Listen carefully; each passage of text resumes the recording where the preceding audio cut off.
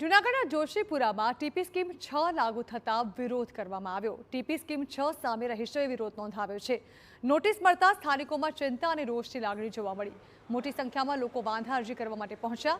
25 વર્ષ જૂના મકાનો કપાતમાં જવાની લોકોને ભીતિ સતાવી રહી છે। ટીપી સ્કીમની જરૂરિયાત ન હોવાનો લોકોએ દાવો કર્યો છે।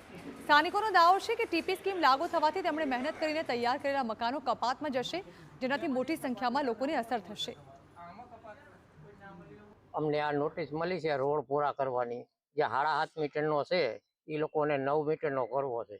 અમે 17 વર્ષથી આ રહી છીએ અને અમે મજૂરી કરી અને મકાન બનાવ્યા છે, તો હવે મકાન કપાતા હોય તો હવે અમારે જવું ક્યાં પછી? તો બીજી તરફ વિપક્ષે પણ ટીપી સ્કીમ સામે વિરોધ વ્યક્ત કર્યો। વિપક્ષની દલીલ છે કે જૂનાગઢના જૂના વિસ્તારમાં આ રીતે ટીપી સ્કીમ લાગુ કરવી યોગ્ય નથી। કે રહેણાંક વિસ્તારમાં ટીપી ના હોય, ખરેખર જ્યાં જમીનો છે બાકી છે ત્યાં લગાડે તો અલગ વસ્તુ છે, પરંતુ હયાત આપણે જોઈએ કે મોટા ભાગના નાના માણસો, મધ્યમ વર્ગના માણસો છે, ત્યાંથી જે 6 મીટરના રોડ છે એ 9 મીટરના પહોળા થાય છે।